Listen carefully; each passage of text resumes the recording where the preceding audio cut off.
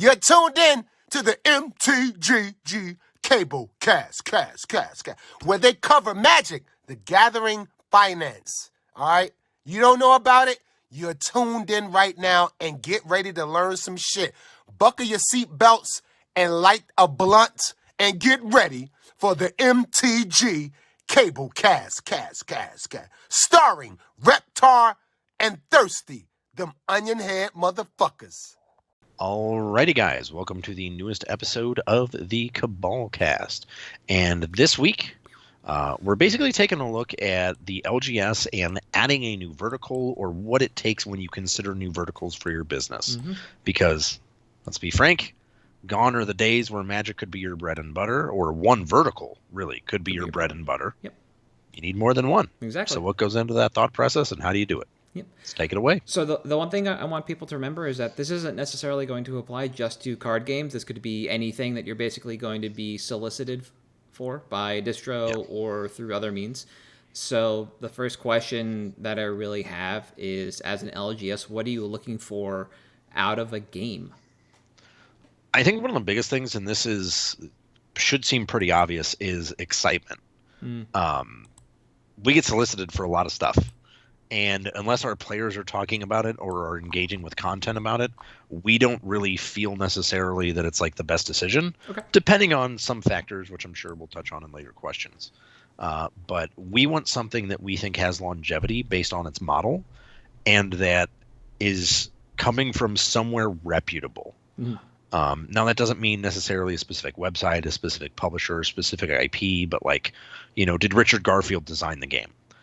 Or is this just some random schlub? Got it. So you treat it more like you're actually investing in a product. You want to know the team behind it. You want to know what they've done. What is the pedigree behind this actual element, this item? And that's going to be similar for a vendor as well. You're not just going to when your rep hits you hey, we've got this thing coming down from this publisher. Do you want in? It's like, well, how long do I have before I have to make a decision so I can do a modicum of research and determine whether or not this is going to be a good investment for me and my company? So it's good to hear that's kind of the same thing.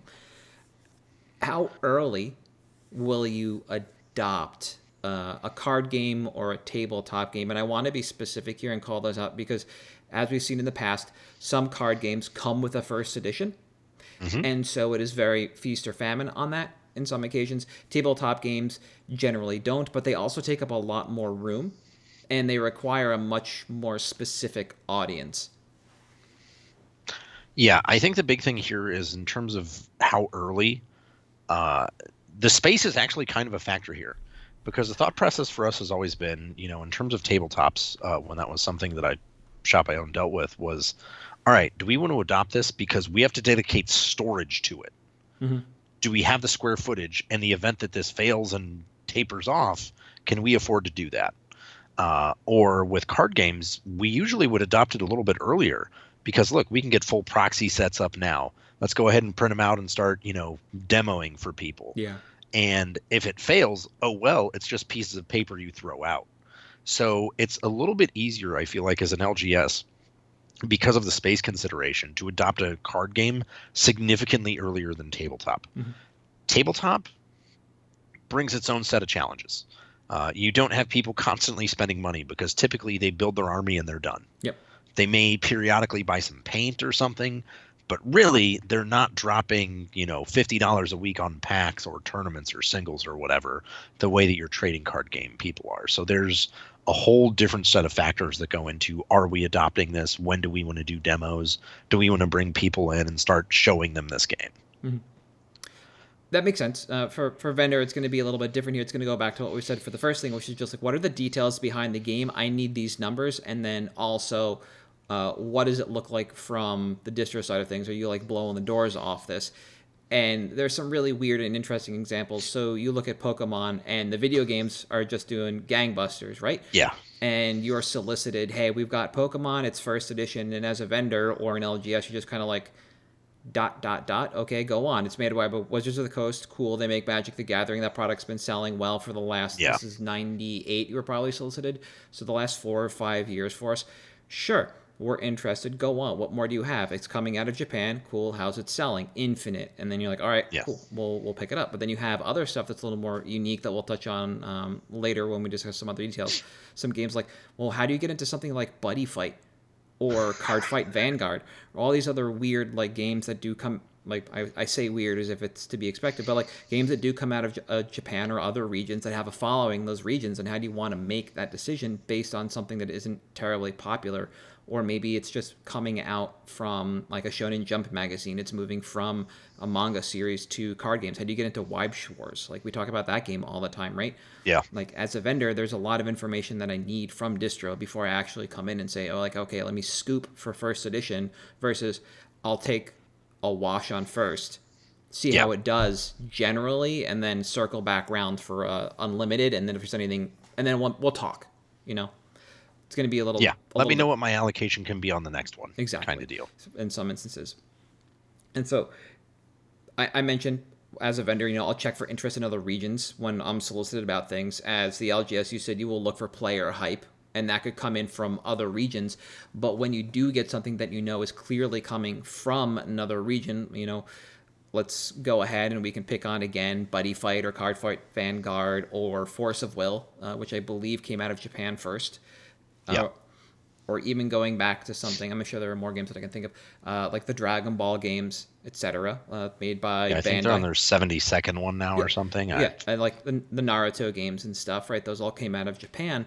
Do you look to see how they're doing in other regions before you pick them up? Or do you want to, say, rely more on interest from your locals? Because a lot of the IPs that I cited they're pretty big. You know, you'll hear about them here and there. But then, like I said, you have the weird ones like Card Fight Vanguard and Buddy Fight and Force of Will that are not.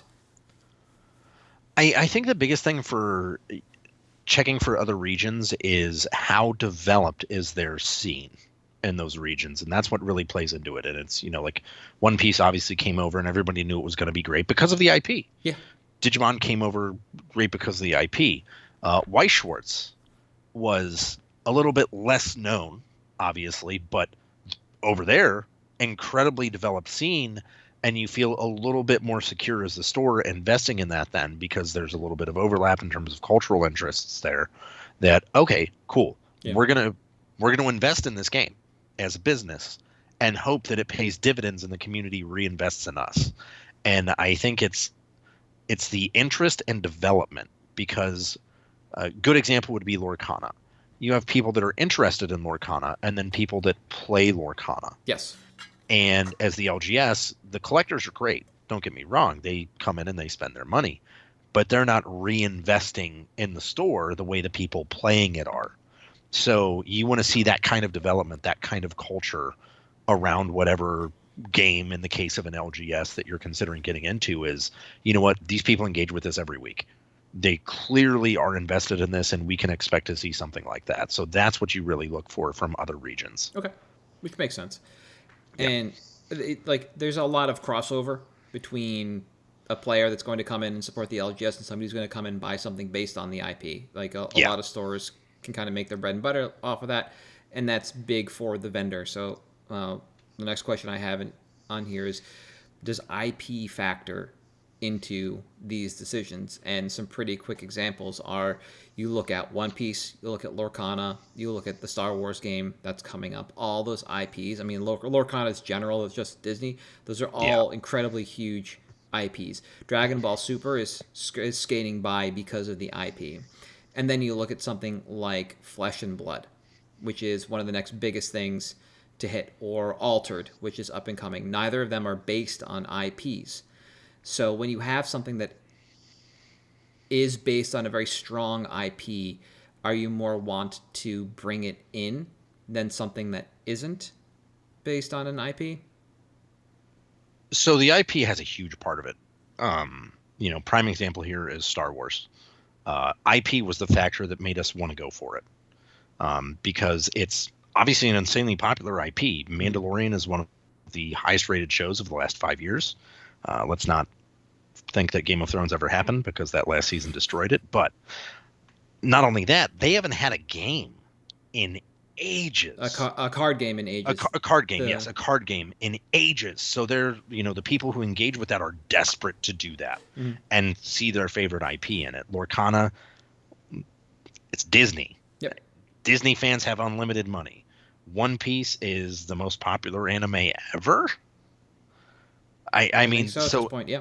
Yeah, when you've got really strong IPs like that, it doesn't matter. You just buy them. Because worst case scenario, you're going to get the collectors in, and then it's okay. I bought my first wave. I sold it. I didn't sell it as fast. Yeah. I don't need the second wave. But that's like IPs are what make your safe bets in the hobby, it seems like. Yep. I've seen, stores that don't even have Weiss Schwarz that they stock, or they don't have Force of Will, but they'll buy like the Ghost in the Shell set because they know they have Ghost in the Shell fans in the store that they can sell it to. Exactly. So the IP is huge for that. Yep. And that's exactly how it's going to work for me as a vendor. Like, how many LGSs can you go to and buy the Final Fantasy card game product in any stretch or any form? Not a lot. Or maybe you'll find some on the coasts or cultural hubs. But as a vendor, I can sure buy the hell out of it and list it on my website because people will come to me to buy that product. I could be expected to have that product. I can carry that product into infinity and beyond, and it will move over time. It will never be a loss leader. We might cut the category eventually when single sales stop and we'll just sell sealed, and it'll be just like the Decipher Star Wars game. Yep. A couple of years down the line, people will come out and be like, you know what? I can buy this game. Nobody else is it, and I just have a nostalgia kick for it. I want to pick it up. Let's go. Yep. The one thing that this does remind me of as we're talking about IPs is because my wife and I just stopped at a store that had a ton of them in the late 80s into early 90s when every movie got trading cards made by Topps with the gum still in the pack.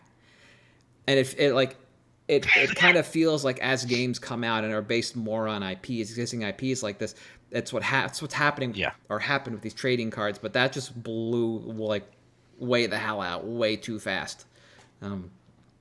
And it's just like a similar model. It's like popular movie, make the trading cards that are just scenes in the movie.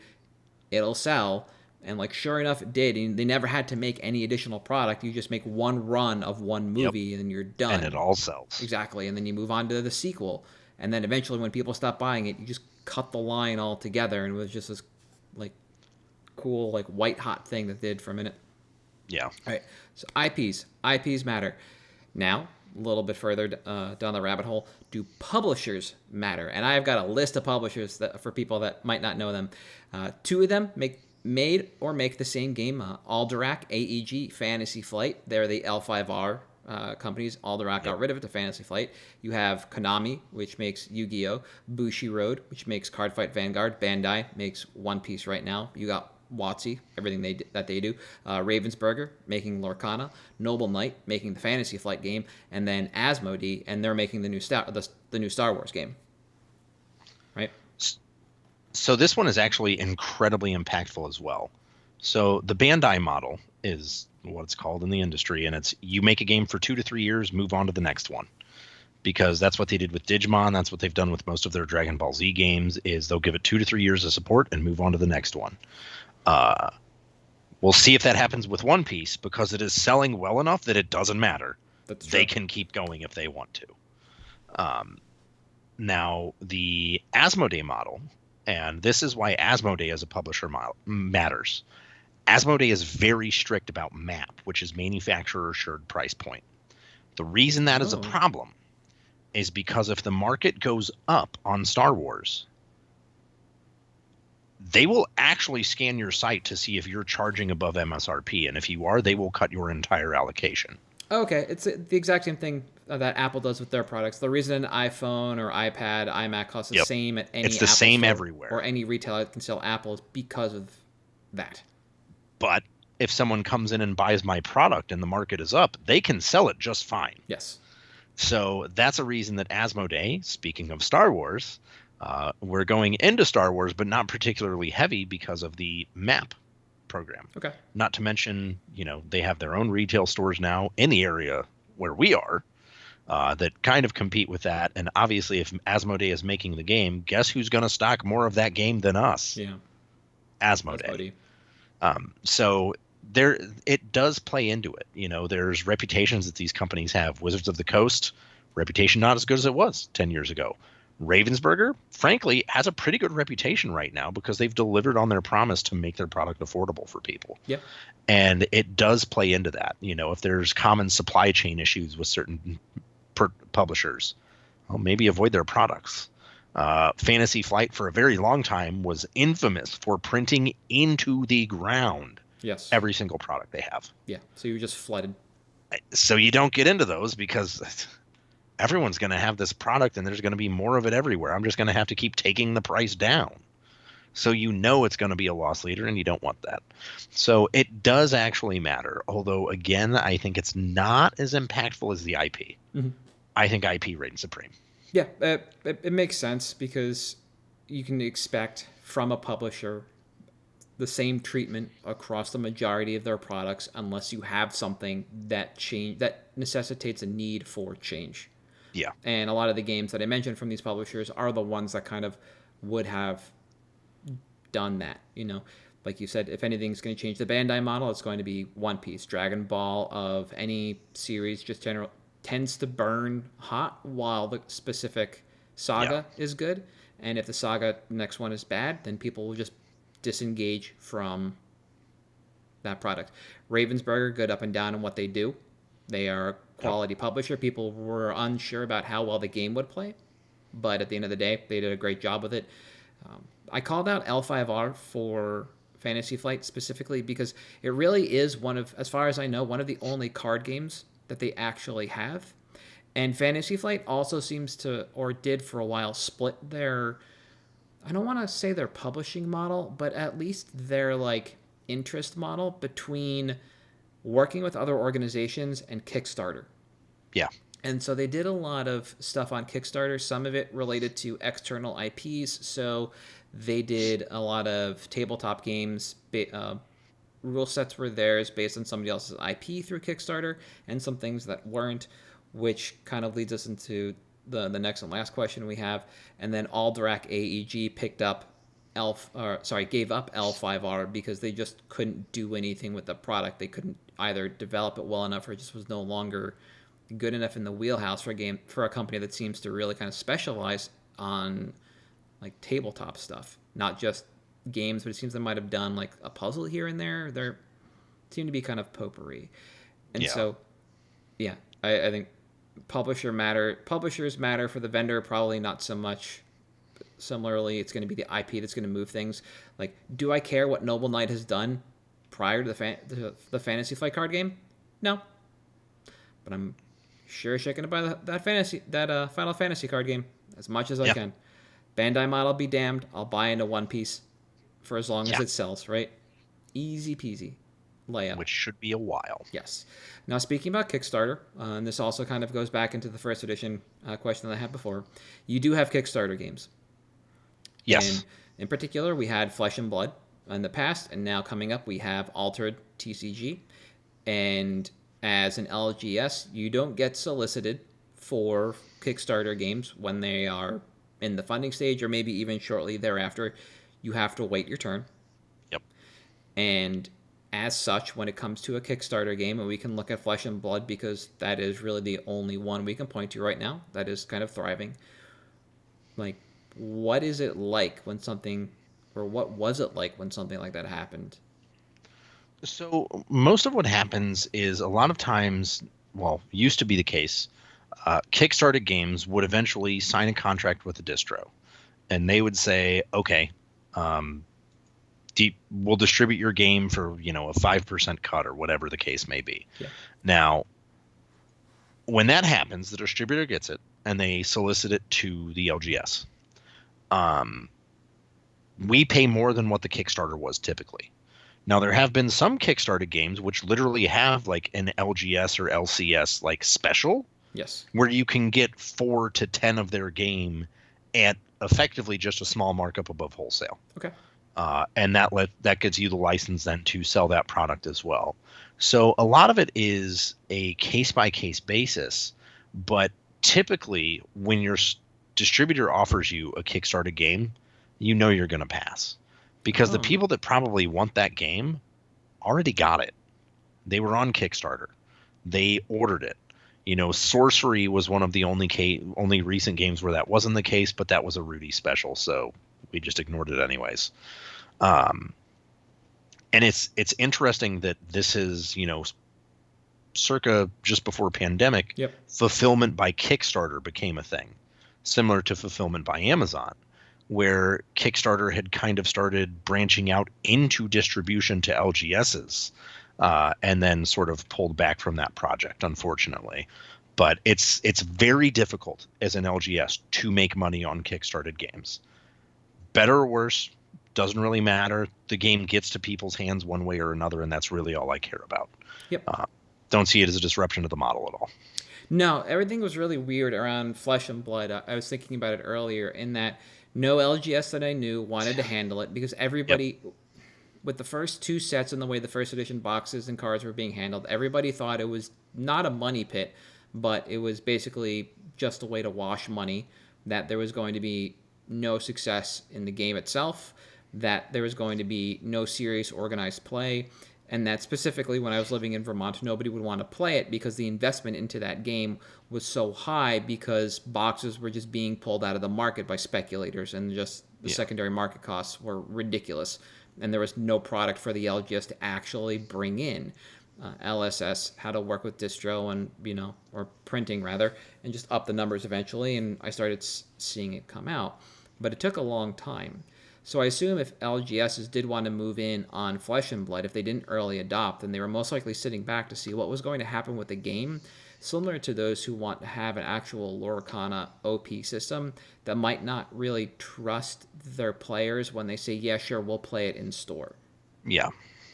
You just want to see what the parent company has in store for you, what the goal is for, competitive gaming, and then kind of bring it forward. Yeah, and I think that's one of the important things about Kickstarter games as well, is like you mentioned, there wasn't really a lot of plans for how Flesh and Blood was going to have its pro scene. But that's usually, that's now typically where the game is making its hay. Yeah. Is the pro scene. So that's the other thing is, especially as things have changed with the LGS economy and ecosystem, it has to be more of a sure thing for you to go for it. In Kickstarter games, I look at Argent Saga. That game was awesome. And it failed, admittedly, because it came out 2 months before the pandemic. So, sure. Oops. But you want something that's a sure thing. And it's a lot harder to find that with Kickstarter. Yep, no, I get it. And that's the reason Altered kind of made its way into the show notes is because it seems like they're a handful of Magic. I don't want to call them, necessarily playing professionals, but personalities that are interested in the game that said they'll be picking it up, like people that no longer play professionally or are looking for something else to do. This is the game they're going to be moving into. So I thought, oh, well, if this came out of Kickstarter, it's relevant to the conversation because eventually it sounds like the LGS and vendors should be solicited for this. But I'm going to wait to actually understand what's going on. Seeing it demoed and telling me it was successfully kickstarted as a vendor does not instill confidence in me in the initial wave of the product. I want to see the sales numbers from distro for additional waves from there before I actually move in and start buying. And they won't give me true sales numbers, but they'll give me an idea of how well it's doing, about how well other stores are, or whether other stores are successful with the product or not. Enough for me to make my decisions, because it shouldn't be too difficult to figure out what's going on. But if it just sells out and now I have to rely on, what's going on in OP and what are prices to attempt to restock and how often is that happening, I'm just never going to be able to buy in until the second or the third set. And at that point, it's not like I've missed the boat, but now I'm kind of holding my breath and hoping that things go well with vendor quantity of this product. Yeah. If the singles market is there, if it opens up on TCG Player pretty quickly, then I know I can probably survive in that marketplace as well. And, I'll make something back if the game does kind of sink. But there are definitely more hurdles for a Kickstarter game for me as a vendor than I think as an LGS as well. But there's still a number of hurdles for both, which I kind of like seeing how lockstep the vendor and the LGS really are in this kind of ecosystem. Yeah, for sure. Anything else that you guys look at or look for when you're looking to bring in new product? One of the biggest ones is going to be, and this is obviously your players. Are they saying, hey, we should do this? This is a game that we're excited for, because at the end of the day, you can have all of the bullshit in the world around it online. Yep. But if no one locally wants it, you just can't carry it. Yep. If nobody around you wants it, you should know your customer profile. You should know your locals, your regulars. Hey, if we get this, is this something you're interested in? Is like the most important question you can ask. And I just think every LGS should always ask that. Yep. I think one of the things that might be important, I don't know how many LGSs do it. I know the one that I used to go to in Vermont does it, and I think vendors do it as well, is going out to conventions that aren't just meant for players and enthusiasts, but going to Gamma, going to Origins, and then hitting conventions that are... I'm going to call out PAX because it's still a convention of two minds, but there's so many demos that go on there. Yep. It's actually worth the badge for at least one or two employees to go and see what's being demoed, see what's coming out digitally and physically. Gen Con, not so much. Seems very much like the player kind of event. And like the vendor event. You're not really going there necessarily to learn about what's coming out. You're going there to buy and sell. You're going there for industry-related news. And then there are a bunch of other conventions that happen throughout the year that vendors will go to, basically just seeing what's happening. Yeah, and I think that's, frankly, the most fun I've had at events are those events. Like, as weird as it is, Gamma might be the most fun you will ever have in the industry. Yeah. Nothing is bought or sold there. I think when Funko was still a company that people cared about, you were in with them at certain events, you would get to go to their after-hours parties, which is basically just Funko preening with people they like, fine. But they stacked the joint with upcoming exclusives, so you could see what was actually... Like, in the catalogs, you always got the renderings, but you could actually see the product, so no photos were allowed inside the hall, but you kind of got that inside scoop of like, oh, this is what's coming up. This is what we have to be excited for. We're going to get some, cool shit down the pipe. It's like the old White Wolf parties at Gen Con. R.I.P. God, those were great. All right. Anything before picks? No, let's go. I'm going first. Yes, I think you went first last week. That is correct. All right, so let's be real. March of the Machines, the Aftermath, was a cataclysmic failure. That was a bad set. But if you've been paying attention recently, there have been some cards on the move from this set. Tranquil Frillback, great example, is all over every format it's legal in. It is one of the most efficient creatures we've had printed in a while. It's a green creature that does green things for 3 mana on a 3/3 body. Pretty sick. That's not my pick, though. My pick is Karn Legacy Reforged. This is a mythic from this incredibly underopened set, which fits into a theme that we seem to revisit, much to the demise of fair and balanced Magic, over and over and over, and that is artifacts. I can't remember ever having an artifact block that wasn't busted in half. But this card's 5 mana. It's Beast of Burden for artifacts. Its power and toughness are equal to the highest converted mana cost. That doesn't really matter. What matters is the second body of text on this card. It says, at the beginning of your upkeep, add 1 colorless for each artifact you control. It can't be spent to cast non-artifact spells. Until end of turn, you don't lose this mana as steps and phases end. So you can use it on active abilities. You can use it on Mud. Any artifacts you need to get out for your combo, here it is. This is free. This is an enabler. And looking at EDH Rec, it is better in the 99 than as a general. Already in 1% of decks, which seems kind of silly and low. But this card hasn't been out for that long, and it's already in that many registered decks, not counting the Invisibles.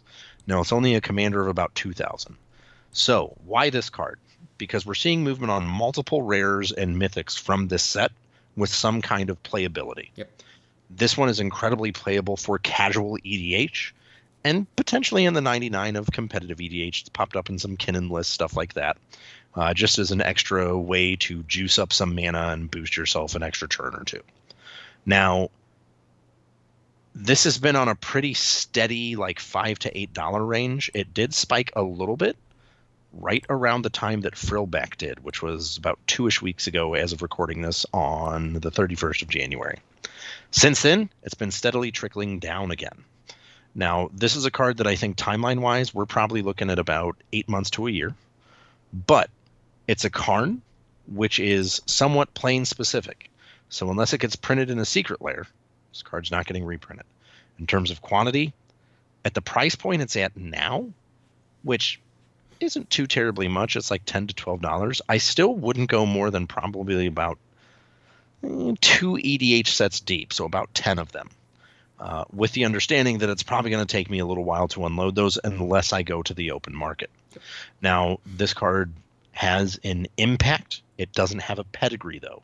And that's something we're waiting on, is for this to see some kind of content creator bump, some kind of marketing behind it or something even. Yeah. Something to just bring this to awareness to people. Because, again, this set was garbage and people just didn't buy it.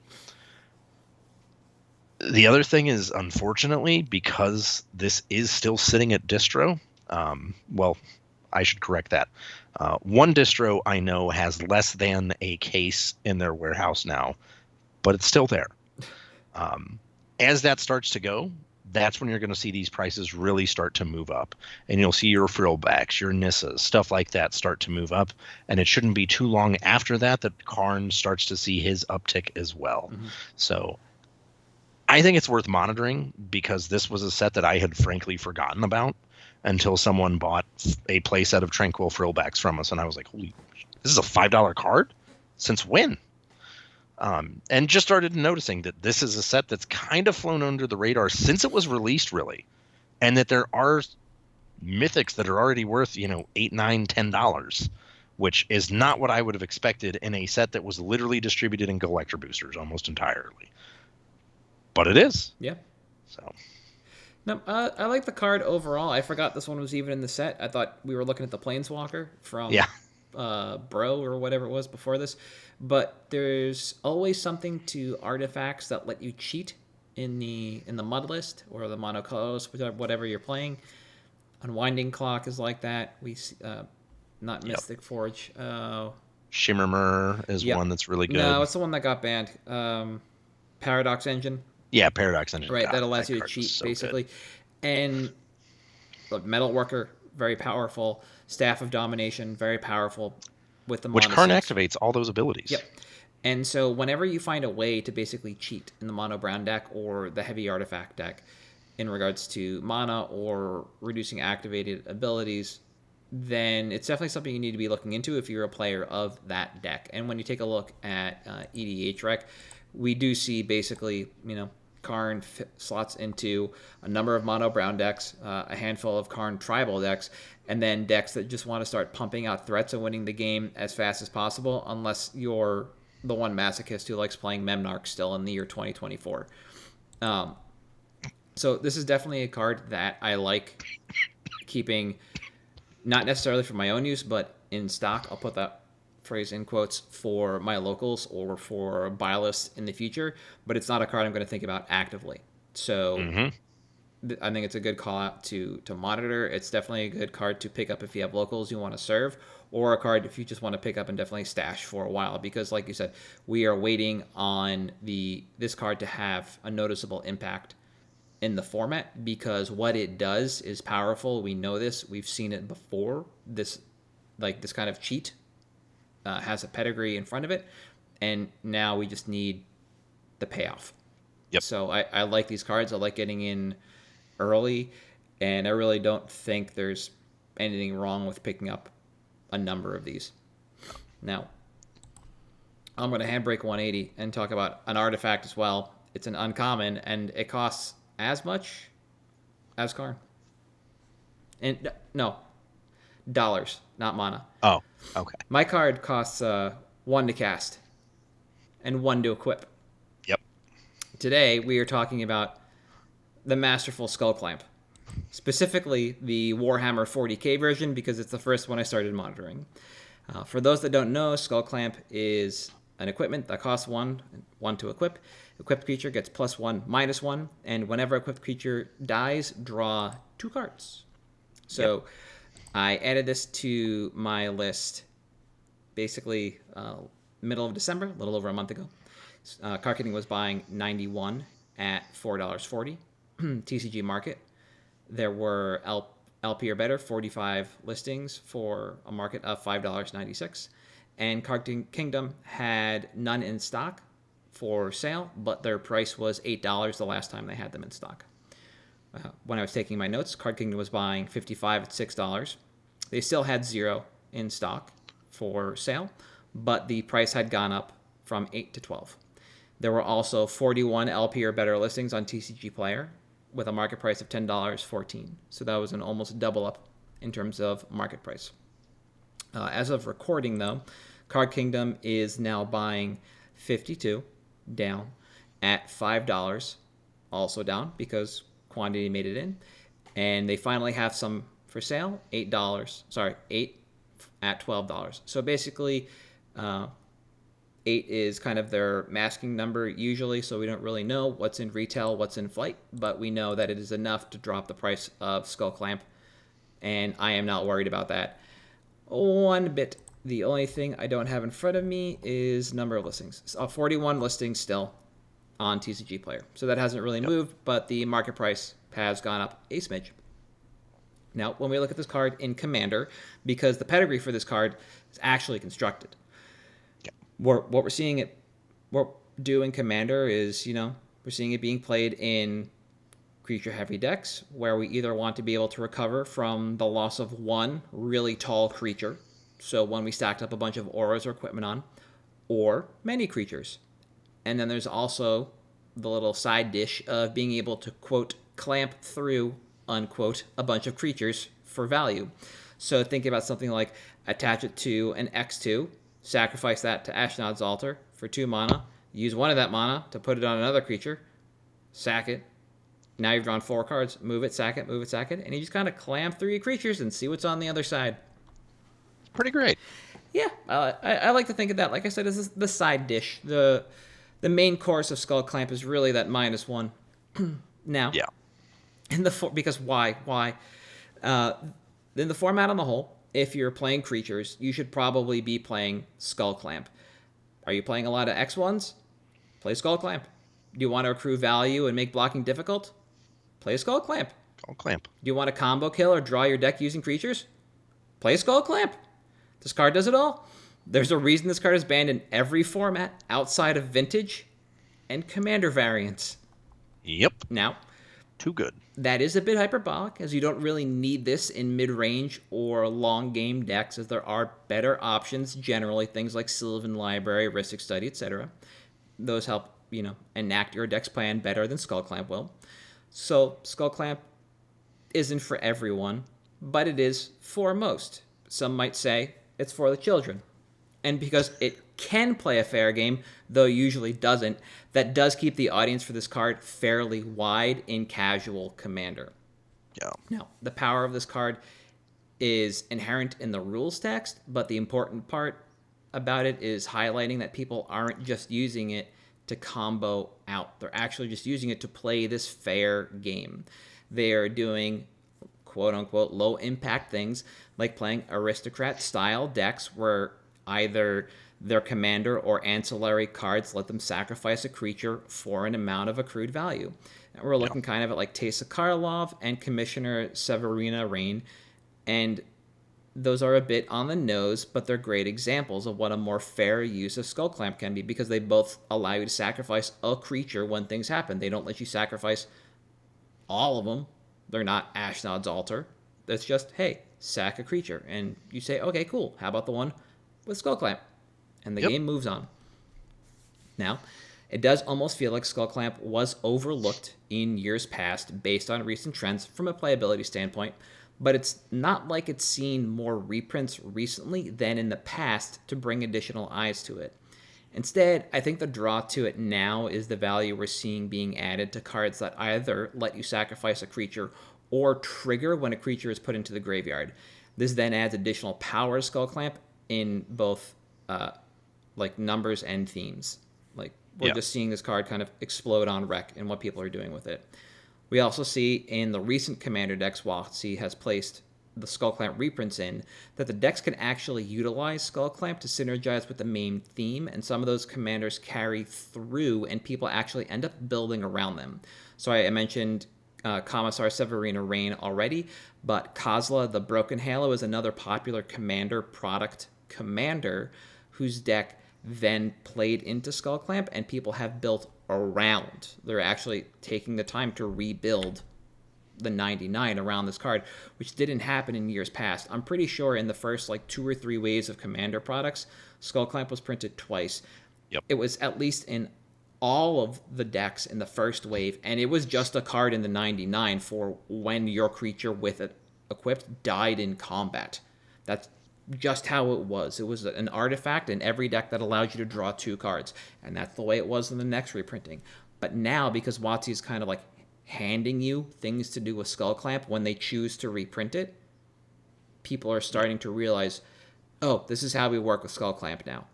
And so more people are buying in when they're either rebuilding these decks or building them for the first time on their own. Now, the velocity for all versions of Skull Clamp are about the same. And if all things equal and non-foil, demand is going to basically rotate through each version as supply continues to drain and discerning buyers begin picking up the cheapest versions. So again, I started with the 40k version, not because it was the most recent or the cheapest, but because it was the one that hit buy list first. But as all the versions started to pop up, I started to look through what was going on, and that's what was happening. People were we've seen this in other cards before, where people rotate through versions, buying the cheapest, moving on to the next version, buying the cheapest, and eventually they all float up to a price. Then they'll just cycle through again, and they all rise back up to a price. Now, as this happens, prices should continue along the trajectory we were seeing up until about this week, and that allows us to turn these around into the open market by the end of the first quarter of 2024, maybe mid-quarter 2 of 2024. So we're basically looking at like 6 weeks to, I want to say like 5 or 6 months, and that is a pretty wide gap. It's not like 3 to 6 months, it's like 6 weeks to 6 months, but it really just depends on what's coming in the next bunch of commander sets. If that stymies this because they're going to reprint it again after it just got one, or if demand kind of sates because the price ceiling got a little too high. So we're looking at in that area for cash out. Now, there's an opportunity for immediate arbitrage, and there still is, if you can find people selling their personal copies below current TCG player low. But again, you'll really have to hawk all the listings for these to pop up. The better option would be to relist in a few weeks or hold for buy list to adjust up to our buy-in in a few months. So again, if you just want to sit here and refresh TCG player page, you sure can ship like 2 copies of Skull Clamp off to buy lists a day if you want. Or just buy them and hold them, which I think is the better option overall. Right now, CK is buying almost every non-foil version of Skull Clamp, still is, at about 50% of the retail, but they either can't keep them in stock or can't get stock, and the correction to both is to change this percentage up from 50%, which I would expect in about a month or so. Yep. And looking at the numbers now, it looks like the only one that was actually refilled in any realistic quantity was the Brothers War Commander deck printing of Skull Clamp. They have 20 of those in stock, and they're selling at $10.99, so it looks like for that one, they unmasked quantity and are displaying 20 instead of 8. They could have also just opened a bunch of the deck for that one, so it may be that they're just not getting filled at all there either. Yeah, you're not wrong. I didn't go through I'm not tracking the entirety of these decks, the cards around them, so that is absolutely the case, because otherwise it's basically just a bunch of 1s and 0s down the line. There's like 5 of a Commander 2014 version of the card, so like woohoo. Now, reprint equity, this is a bit of a sticky wicket. At this point, we know that Skull Clamp lives in Commander products, but not in every year's Commander product. Yeah. So we don't know when the next reprint is really going to come. We can just expect to see stagnation at least once every 2 years in price when the reprint hits, but that won't last long, which is why we're kind of turning to it now. We saw this really nice increase. I kept pushing it down and down and down my pick list to talk about. Probably should have come up a couple weeks earlier, but I think we're still in a good spot to buy in overall. And I don't think there's really any bad time to buy in on this card, especially now that we're seeing the trends that I talked about and people learning how to build around Skull Clamp because WotC is handing them the deck. Yeah. Right.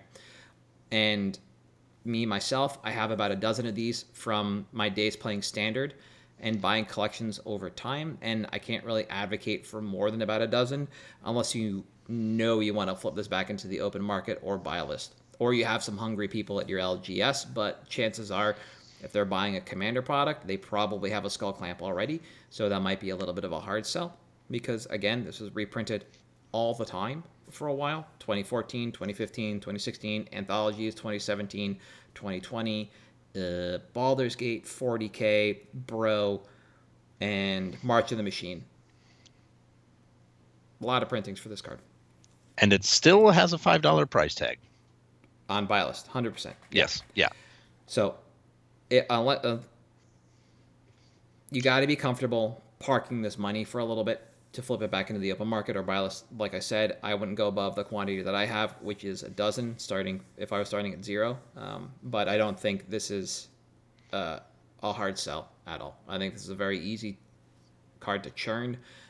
Even if you did have people at your LGS that had Skull Clamp, chances are you can probably find one or two that don't, that are coming back into Commander and move it there. And I don't think it's going to take, like I said, too long to move this for profit. 6 weeks is not a long time. 6 months is probably going to be like when this goes 1.25x. And I think we're just going to be good to hold this and just start raking it in soon. Skull Clamp is to me one of those like format defining cards that for EDH it's in the same caliber as either of the Fast Feed or Soul Ring. Yeah. I feel like it's one of those cards that people, when they start a deck, it's almost in the auto-include list of, I just need to find a card. I'll fill it with a Skull Clamp. Or I'll fill, I have to have Soul Ring. Or let me put a Swiftfoot Boots in. Skull Clamp is in that same vein. So when you talk about it being like one of the most eminently sellable cards, I completely agree with that. Because like you said, it's not just a combo engine or combo enabler, which, I mean, obviously it's insane at that. Mm-hmm. But it's just good for, I'm going to equip it, and if my dude dies, I just draw 2 cards. Yeah.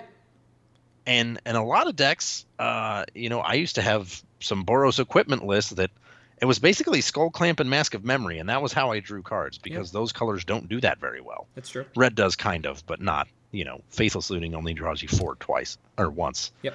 But I think this is one of those, like, even as just a, hey, make sure you have this card is great. But the fact that Card Kingdom can't stock it is a huge sign that this is probably a good hold right now. Yeah. And like I said, the velocity is there for all these versions as well. I think right now the reason we've seen it stagnation on the 40K one is because discerning buyers are moving to the next cheapest copy.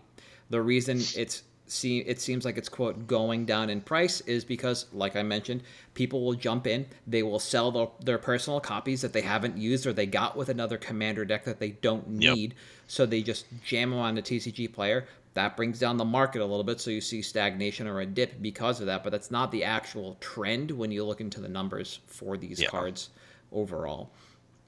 And if I remember, I will try and link to the BNR announcement for why this card was banned in Standard, because it is the dumbest thing you'll ever read.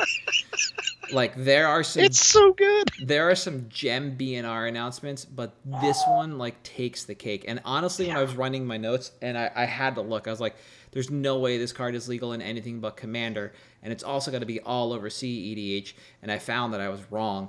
Nobody plays it in CEDH because that is not really a mid-range format anymore. Creature combat's not quite a thing, so that makes sense. Or you want to combo out quickly, so Skull Clamp's not where you want to be. Despite the fact that it had a deck named after it in Vintage, which is a very bad sign for legality, it is still legal in Vintage. And then we have Commander, where it doesn't run roughshod over the format because it's not Soul Ring, Crypt, or Vault, Yeah. But it is just a very good, like, hey, I want to enter combat. I got a bunch of creatures. Let me replace them. Yeah, exactly. Or I'm playing not Feather, the Jeskai Angel that whenever you cast Kaikar, yeah, that makes a spirit and a red mana. Oh look, that red mana drew 2. Puts this thing into the back of my spirit's head. I drew 2. Here's a spell. Yep.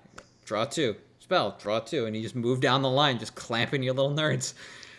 Right.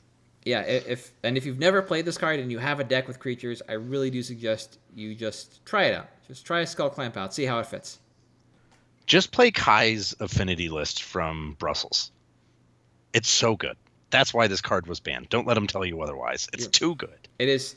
It's too good for Constructed. Like I said, yeah. When you have a deck named after a card in Vintage, it is generally a very bad sign for legality. But Skull Clamp and Oath just seem to kind of remain as bastions of like, we're not that powerful, I guess. If the deck was Turn named... 2 Blightsteel, whatever. Look, if the deck was named Oko, they probably would ban Oko. And I cast Oko a number of times on turn 1, and it did win the game more often than Oath did. But, whatever. Like, you gotta let that guy live somewhere. So, Vintage it is. But unless you got anything else, I think we're good to call it a week. Right? So, for at MtG Cabalcast on Twitter, Facebook, Patreon, and YouTube, I am at Halt, I am Reptar, you are... At Damon_Thurston. And we'll see you next week. Deuces.